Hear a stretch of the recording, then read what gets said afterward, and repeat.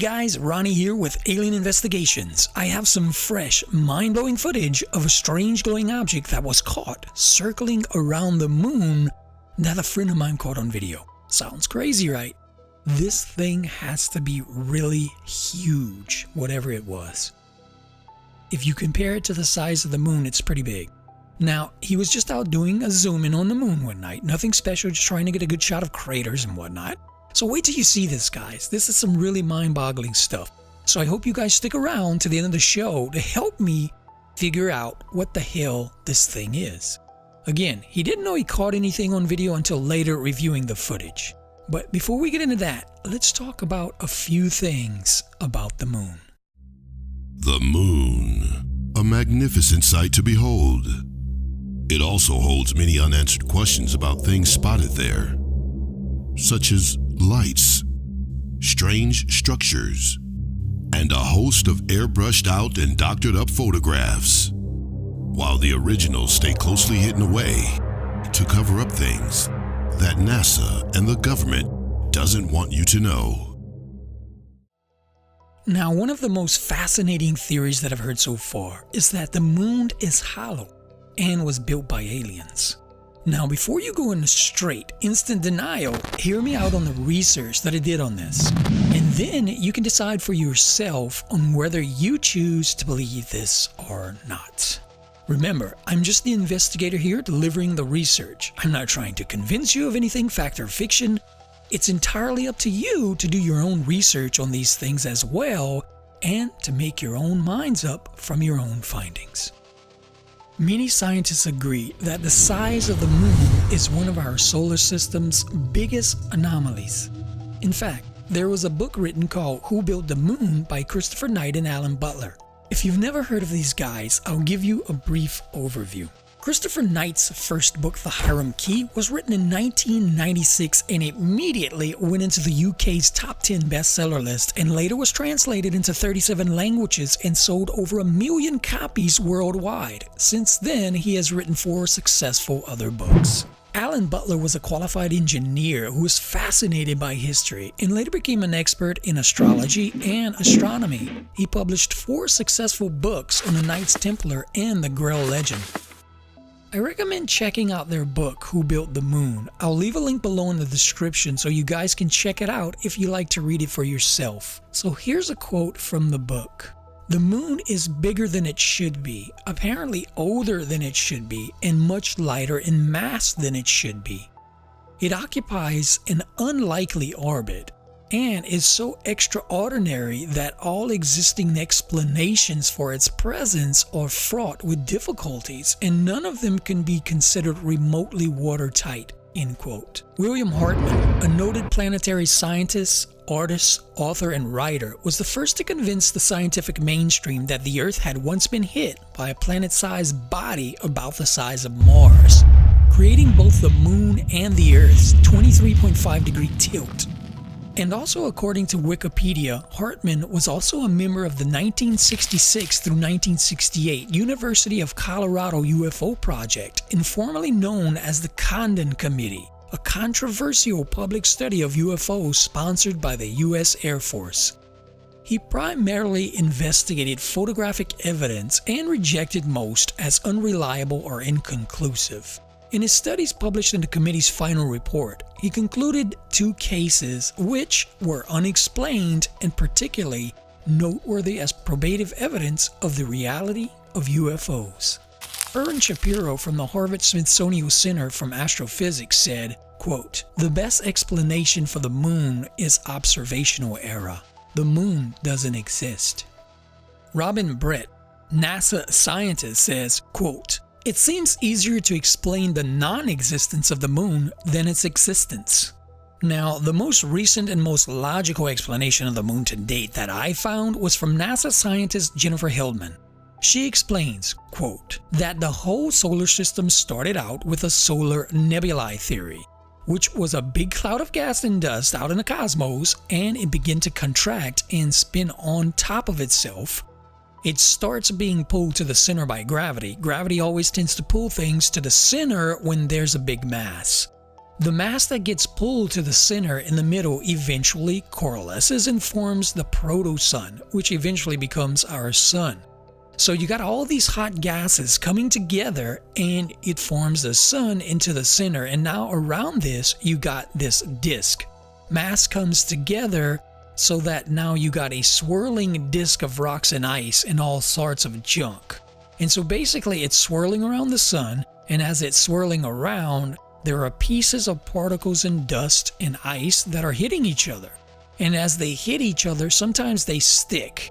And when they stick, they are called accretion. So all these pieces come and stick together, and then you build up planets. And that's the best estimates of how the solar system was formed. So there's a lot of energy generated during these impacts, and a lot of heat is created. So you start to melt things. So the rocks themselves start to melt. So now you've got this molten rock like lava. You can have the molten rock sink down to the middle. And this is what happened on our planet. This is the process of differentiation.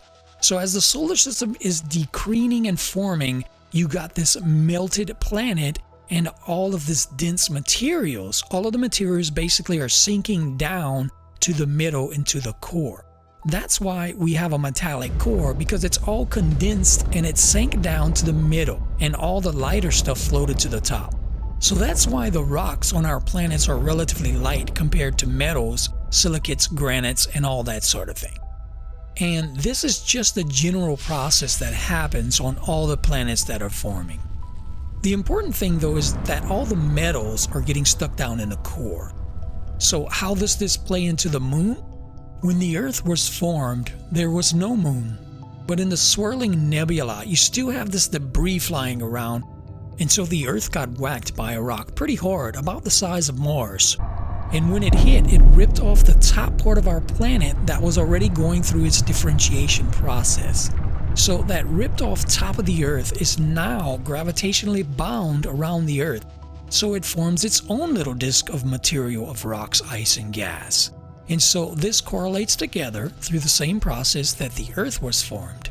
And this theory explains to us why the moon doesn't have a lot of metal in it, because all the metal had already sunk to the middle of the Earth, and it was the upper layer that got ripped off in the impact. So all that you're left with is the moon that has a low relatively concentration of metals in it.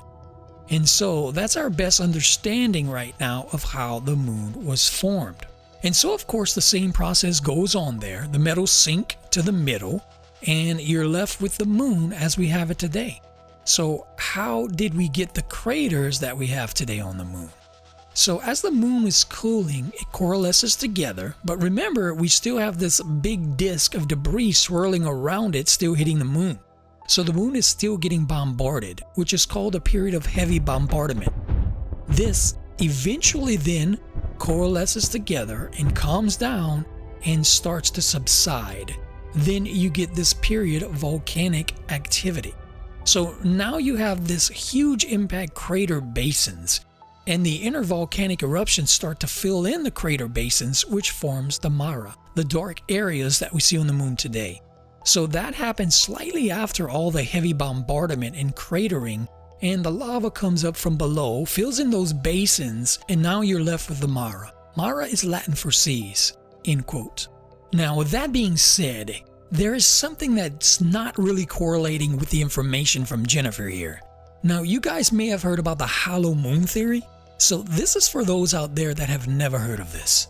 So in November 1969, NASA set up seismometers and then intentionally crashed a lunar module on the moon, causing an impact equivalent to 1 ton of TNT.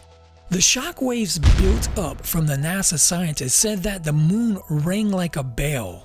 Maurice Ewing, co-director of the seismic experiment, also told a news conference that it was though someone had struck a bell, say in the belfry of a church, a single blow, and found that the reverberation from it continued on for 30 minutes. Also quoting Dr. Frank Press from the Massachusetts Institute of Technology, saying that for a rather small impact to produce an effect that lasted for 30 minutes was quite beyond the range of their experience. Also quoting Dr. Sean Solomon of the Massachusetts Institute of Technology, saying that the lunar orbiter experiments had vastly improved knowledge of the moon's gravitational field and indicated that frightening possibility that the moon might be hollow. In another case where a launch vehicle struck the moon with the equivalent of 11 tons of TNT, NASA scientists said the moon reacted like a gong and continued to vibrate for 3 hours and 20 minutes to a depth of up to 25 miles. Ken Johnson, supervisor of the Data and Photo Control Department, told Alan Butler, author of Who Built the Moon, that the moon not only rang like a bell, but the whole moon wobbled in such a precise way that it was almost as though it had a gigantic hydraulic damper struts inside of it. So I don't know, guys. Do you think the moon is hollow? Leave some comments below with your thoughts on this. Now, here's an interesting fact about the moon. Because of libration, we can only see 18% of the far side of the moon from Earth. Now, if you don't know what libration is, here's a video that displays the effect. So this is a simulation of views of the moon over a 1-month period, demonstrating libration in latitude and longitude. You can see the different phases and the variation in visual size caused by the visible distance from Earth. Since there's 82% of the moon that remains unobserved, here's a little trivia for you. What was the first time anyone has seen the entire far side, or dark side as some call it, of the moon? A. When Superman grew up and flew there? B. In 1968 in the Apollo 8 missions to the moon? Or C. Photographed by Soviet Union's Luna 3 space probe? If you guessed C, you were right. The Soviet Union's Luna 3 space probe photographed it in 1959. Okay, so let's dive into this new moon UFO footage I've got. Let's take a look. So was that crazy or what? Let's see that again.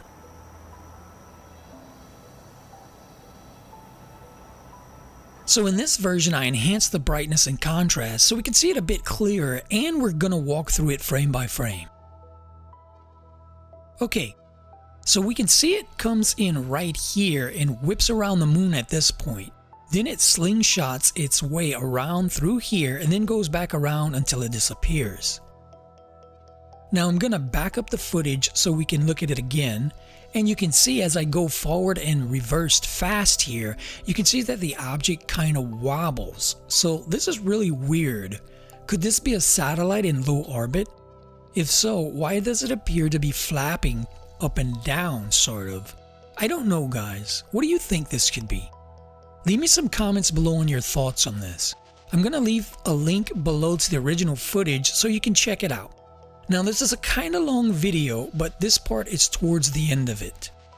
Okay, I'm going to show you right quick that this is the moon, so you can see when the camera finally focuses on the moon.